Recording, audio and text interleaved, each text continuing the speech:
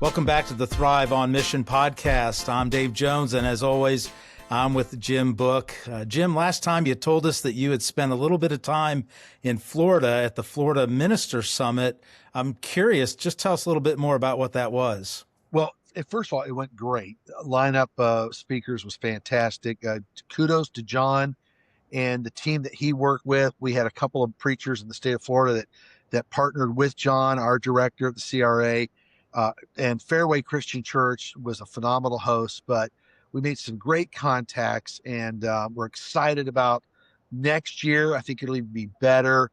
But the focus really next year is going to hyper-focused is going to be that ACTS model for church growth and practical ways, especially for our medium to small size churches, to get over the hump and to develop disciples. And I know we talk about that, but this conference is really going to be super hyper focused on ways to do that. So let me encourage all preachers.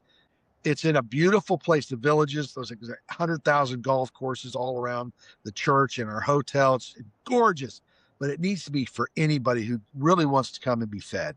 So it'd be a great time for a preacher and his wife or a group of elders and their team to go and just enjoy it together, sounds like. Dave, I was thinking the same thing. It's like, the husband, wife, or church staff or a group of elders and their preacher, and go a day early, play golf, and then just get saturated with great practical tools to move our churches forward. Jim, when you go back to Florida, it's a little bit of a homecoming for you. I mean, you lived basically your whole life there, at least your whole adult life. And you've got a daughter that still lives in Florida. I do. My youngest daughter, it's like, Dad, I'm a Florida girl. Alabama is not impressive. And so she got an apartment on the beach, close to the beach. And she works as a health unit coordinator at a big hospital in Melbourne. But a little over a year ago, she met a fantastic young man. He's a pilot in training right now. He's an aircraft mechanic on jets. And so he's got a great job. But more than that, loves the Lord. And so they decided months ago they wanted to have a small beach wedding in February. And so we were like, okay, we don't have to do a lot of decorating. God did all of it for us. So we had a beautiful little wedding ceremony last Sunday. And Dawson Maxwell is my new son-in-law. So we're excited about their future and what God's doing for them. And I don't think they're ever going to leave Florida. And his whole family's in Florida, in Clearwater. So they're Florida kids. So yeah, we're excited about that and happy for them. Congrats. You and I both have daughters that live around the country. I've got a daughter in New Jersey, and one of my daughters just moved back from Alaska.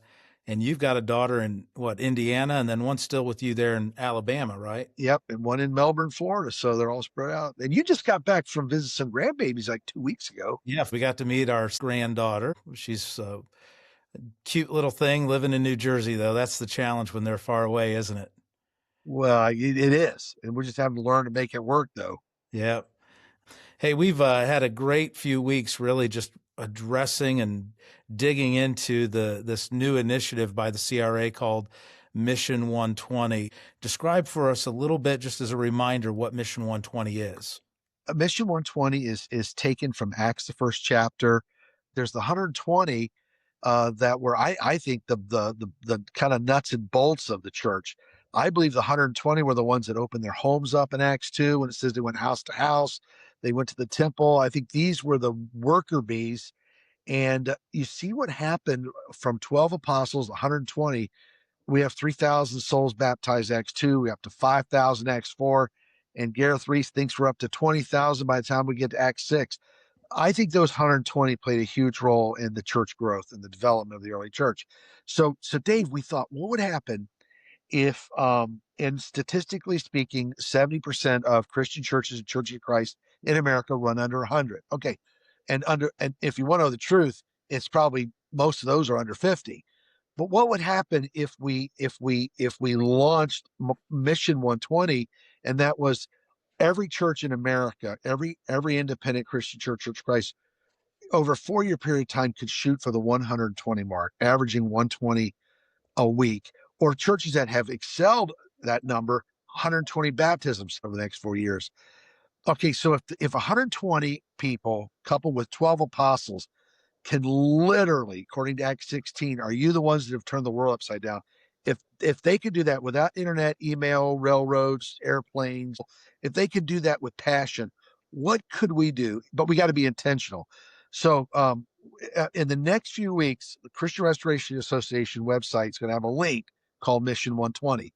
And we can go to that, and there's tools that you can use in your church to help ramp this up and to get it going in your church. We're going to share stories about what's happening in your church, and we're going to get a lot of great feedback, and people are going to be able to go, hey, we should do that in our church.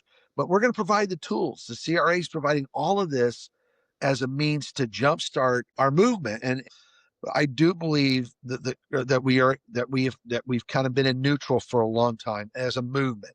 And there's a lot going on in our country that's very favorable to the evangelical or to the Judeo-Christian value system, and the movement to embrace transcendent truth, conservative thinking. And I just don't want the restoration movement to be lagging behind. I just don't. And I don't think we need to. Amen. That's great. I love that initiative. Two-pronged attack, really. A church is under 120 to get to that point in the next 4 years, and then churches that are over 120 to immerse into Christ, 120 people in the next 4 years, and hopefully even more. And it's what's been a lot of fun, Jim, and I know you're seeing this more so even than me, and hearing a lot of feedback from people on this, is watching different preachers and churches really grab a hold of this. I've got a friend that lives locally, Larry Hiles. He preaches at the Milford Church of Christ in Central Ohio. I mean, the next day he came up with a logo for it, and they've launched it in his church to try to reach that attendance of 120. And then a good friend of both of ours, Jason Cole, we've talked about him before on the show. He's really taken a hold of this, and they've just made this a big deal at the Lake Mount Church of Christ to try to reach 120 baptisms in the next 4 years. And that's a church that's had rich history. They're obviously averaging well over that. But his rally cry is let's see if we can get 120 baptisms over the next 3 or 4 years. Here's the beauty. I think what we're going to see is we're going to shoot for that 30 a year, but what we're going to see is 50 and 60 and 70, because, once this momentum happens, and Dave, our goal is to get the whole church involved, because oftentimes it's like, let's cheer the preacher on. Hey, keep preaching and keep baptizing. But we want to see the entire church family get involved in this momentous occasion. And even our elders, and what I see the elders really coming through is playing a heavy role in the retention part. So the evangelist, he's preaching, he's kind of directing people towards salvation, but our elders are now equipping the saints, the converts, to stay plugged in, to get involved in life groups and adult education, and get involved in ministry. So you got a heavy plea for recruitment. We call that salvation, but also the same emphasis by our shepherds, retention. And that's how we blow the doors off. Yeah, and I know we have elders that are listening to our podcast, and that's very encouraging, that it's just broader based approach than just the evangelist and what he's doing. And it's been so great to see churches grab a hold of this, like Jason has done. And I'll just throw him out right now. Maybe he's our game ball recipient, getting that $25 gift card from the CRA. Sound good? So and no, couldn't pick a better guy than Jason, and so he's just a team player, super encouraging, and we love to see what God's doing out there at Lake Mount. Yeah, and he and Brian Schultz have an incredible podcast. Yes, they're addressing theology nerds, and so many good positive things going on. So what was really good for me to see, Jim, after the Salt Fork seminar and the launching of Mission 120 was men coming back to their churches, announcing it and getting it going. One of the things I struggle with, to be honest with you, is just overthinking things. And I know a lot of people come up with excuses why they can't do something. And those are two of the silent killers you've talked about. The first week when we talked about the silent killers that really hold back a congregation or a minister, the first two, laziness and comfort. It's really easy to get in our comfort zone and just go day by day and collect a paycheck at the end of the week and preach a sermon on Sunday. Last time we talked about fear and doubt. In this episode, we're talking about overthinking things and coming up with excuses on why we don't get what we need to get done and making it happen. So it's been really good. to see Yeah, people taking that initiative and make things happen. I'm a big believer in over praying, but I'm not a big fan of overthinking. Mm. And you think about in the Bible, what we call tipping point moments in the Bible, where if people had overthought something, it would have changed their whole life in a negative way. I picture the spies, walking into Rahab's house, and they're like, will you hide us because they're after us? And she's like, I don't know. I've heard a lot about you. And basically what they said is, okay, you've got two options. You can either hide us or turn us over. But if you turn us over, these walls that surround the city are all coming down in 7 days, and you're going down with them. And she didn't overthink it, thank the Lord. She hid them, and when you read the genealogy of Jesus, there she is, Rahab, a prostitute, part of the lineage of Christ. And she eventually became a Hebrew, married a fine Hebrew man. Here's a woman who did not overthink. Here's Saul, he's looking at Goliath, and he's trying to process with his generals how to kill this huge giant. David walks in and goes, I think we've overthought this enough. I'm going to take my slingshot and a couple of rocks. And I'm going to take care of that guy. And I just really believe churches that are growing and developing are churches that are heavy involved in prayer, but they're not overthinking it. It's it's one thing to be spontaneous and hopefully as Christians and in leadership roles to be spirit led and that we're moving in the right direction on things. And last time we talked about getting a notepad in front of your elders and writing down things that you're just dreaming about that you want to see happen. But then we start to think about those things. What is the balance, Jim, between moving too fast and not being responsible, maybe financially, or not having all the ducks in a row, if you will, and then just dragging our feet? When we've all seen churches that have overextended themselves financially. They overbuilt or they borrowed too much and now they can't pay it back. We've seen churches that have plateaued because they didn't add a second service or they didn't expand their facility. Yeah, there's a huge balance. I've always believed momentum is a huge plus. So when I was in located ministry, I always challenge the elders to do this. I said, okay, find where God is and joining. If God is blessing us in an area, then he's giving us the sign to build towards that. We have a friend, Wade Allen. Wade's got a church. It's got a lot of kids, a lot of families, and he wants to do a lot of things in that church that's going to be geared towards ministering to families. Well, God's already brought them there. So now his plan now is to develop a church, not exclusively around young families, but that's his target. But if he overthinks that, those kids are going to grow up and they're going to miss the opportunity to be ministered by a great preacher, great leaders in a great church. I don't know who said this, Dave, but someone once quoted, someday is a graveyard where today's dreams go to die. So we got to be careful that it's not someday. Maybe that someday is today. I used to tell our church at Kissimmee during an invitation hymn, I said, we're going to sing a song of invitation. We're going to offer you an opportunity to step right out of your chair right now and come forward and to be baptized into Christ right now. And I know what you're thinking. We didn't plan on doing this. I didn't bring a change of clothes. I didn't bring a bathing suit. I bring a towel. And I said, do you think 3,000 people on the day of Pentecost bought a beach towel and a swimsuit? No. They just responded because the plea was so great and the opportunity to be saved was theirs. And so thank goodness they didn't overthink it. They just did it. You mentioned Wade Allen Grissom in Central Indiana, but the great thing about what's going on there and a lot of young families and children coming in, they already had a good basis of adult education Yes, on there. yes, yes. They're deep into the word. They know the scriptures, and really all it's going to take in churches like that is just a pivot.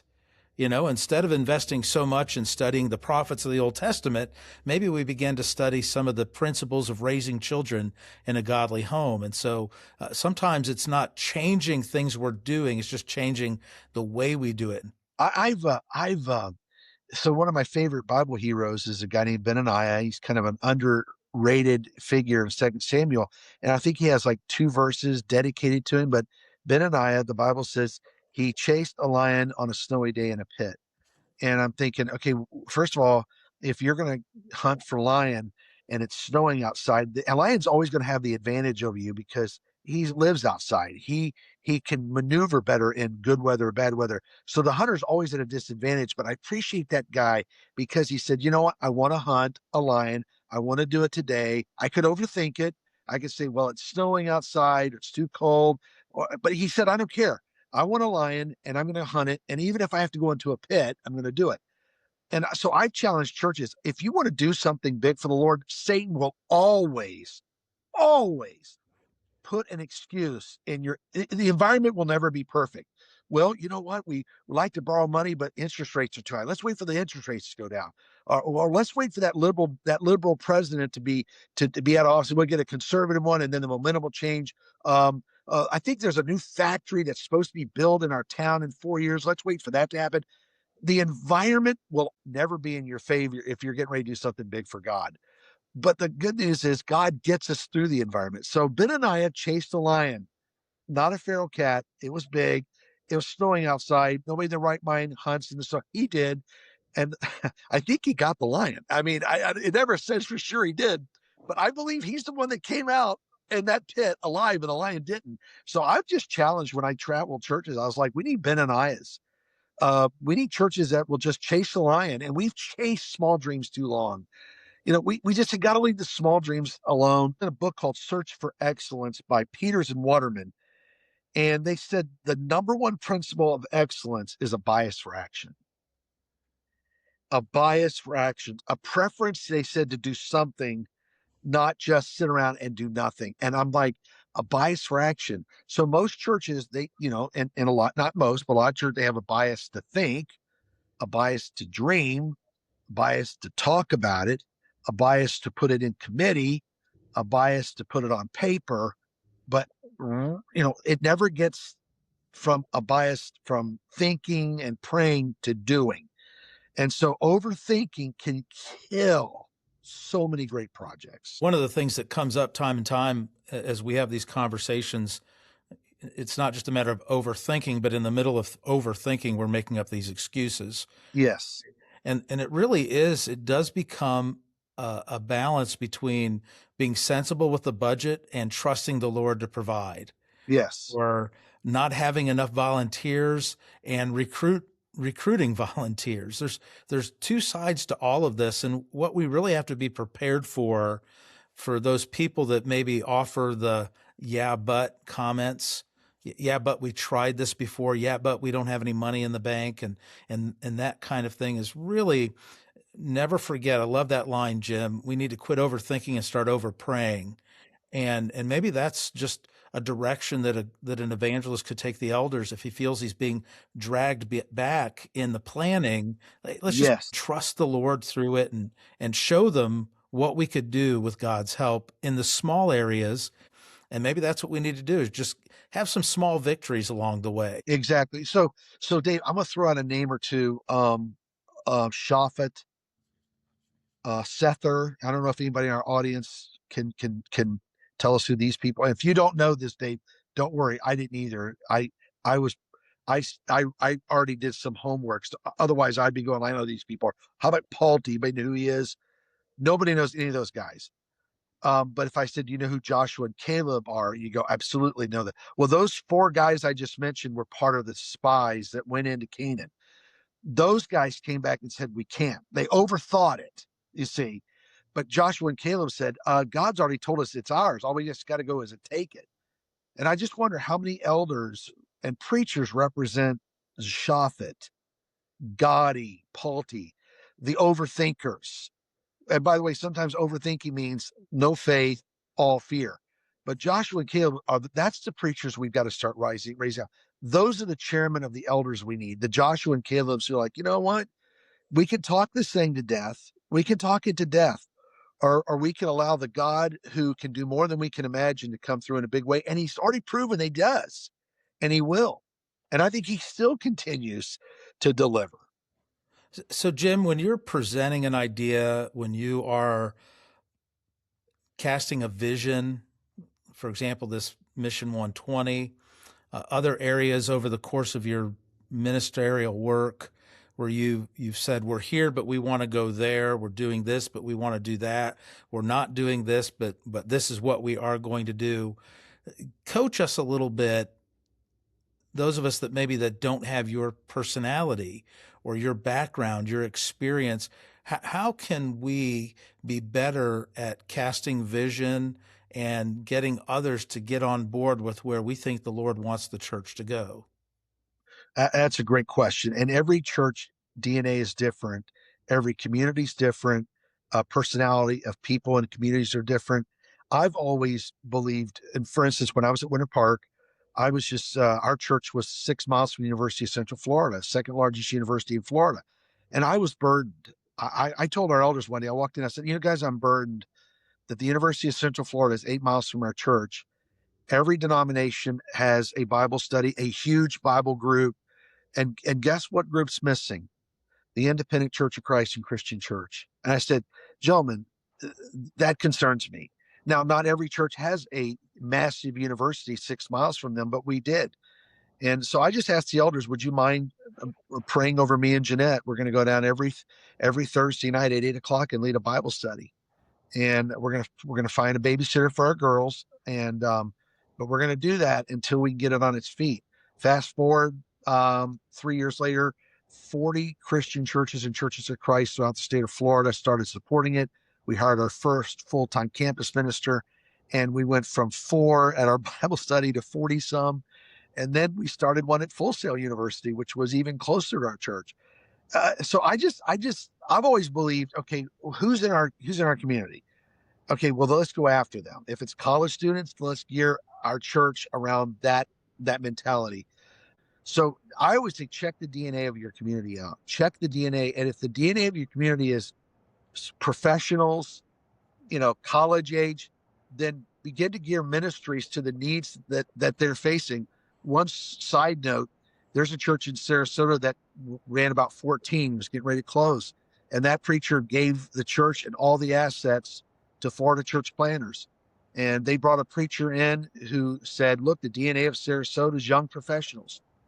These guys are working out of homes. Their wives are working out of home. They're making good money, but they're probably like to get out of their home and go somewhere else and do some computer work. So this church gutted their foyer out and made it very user friendly for professionals to come and work on their computers. They put a great playground out for moms to bring their kids. They were running 14 or so before they closed. Last Sunday, they were over 200, and they're baptizing people every single week. They haven't changed the gospel. They've just found their audience, and they're gearing that tool called the building to where it reaches young professionals, but they're introducing them to Jesus. And so it's like, okay, just find out who's in your community. What's the Yeah. DNA of your town?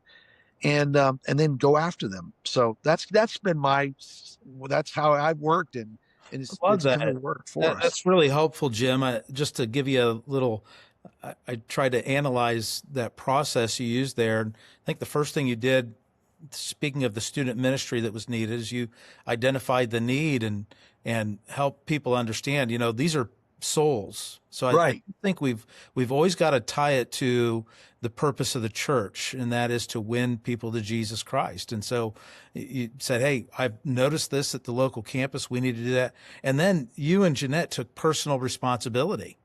It It wasn't was like, hey, this is what you guys got to start doing. This isn't, we need all this kind of money to do it. This is what we're going to do.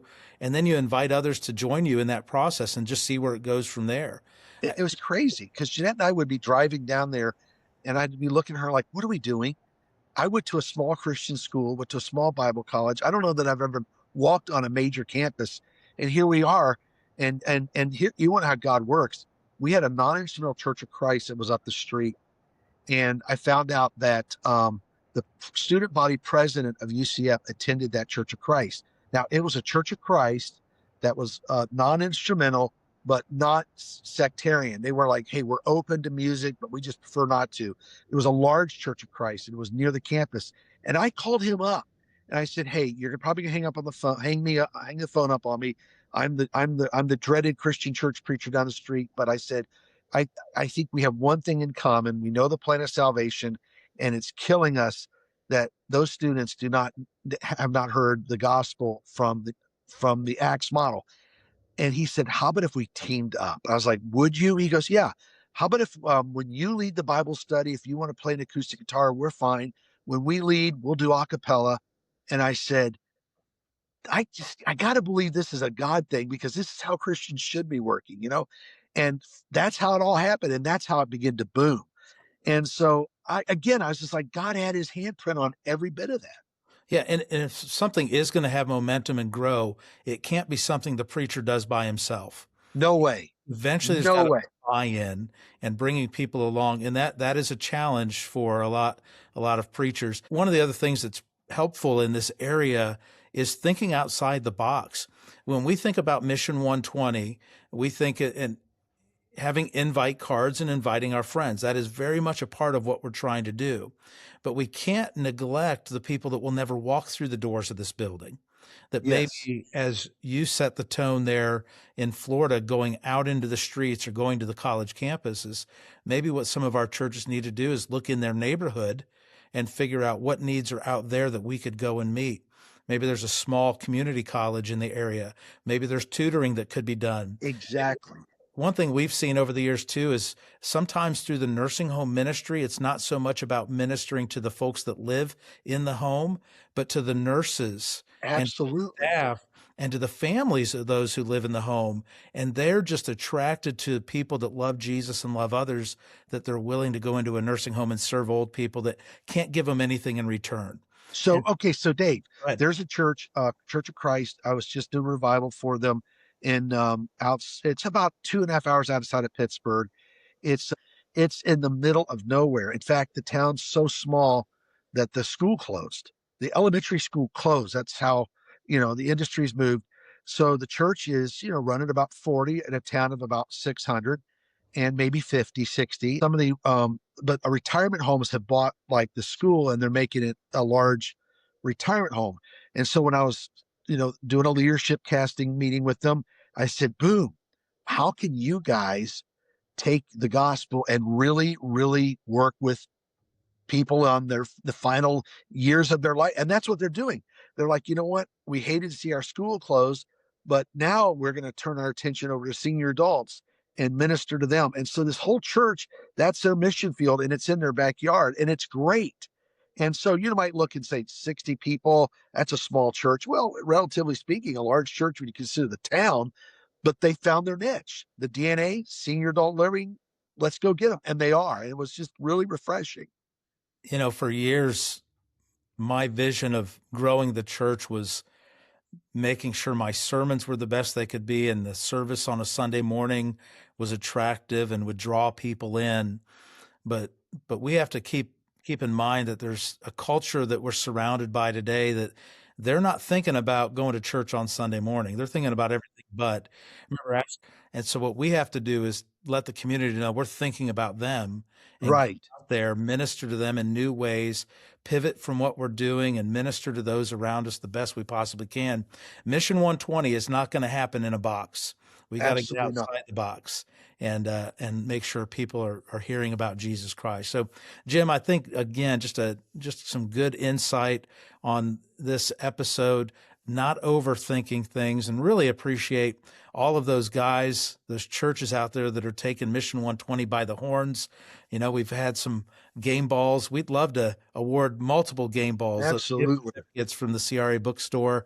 And so if you're doing something that you think would help others in our brotherhood, grab a hold of Mission 120 and you're a listener or a viewer of ours, let us know about that. We want to share those things. And if you like what we're telling you on this podcast, subscribe and like and share it with your friends. And we hope that the mission that we're talking about here is a mission that's being spread throughout the brotherhood, into our country, and around the world to win people for Jesus Christ. Amen.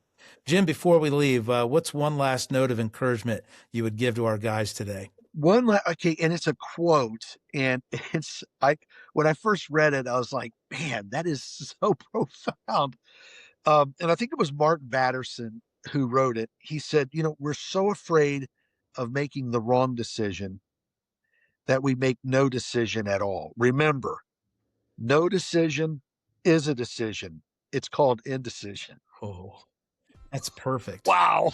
Now that's not a positive note, but I'm like, indecision is a decision. So let's make a decision to make a decision. And I'm telling you, I can't imagine going into battle with the Holy Spirit and losing.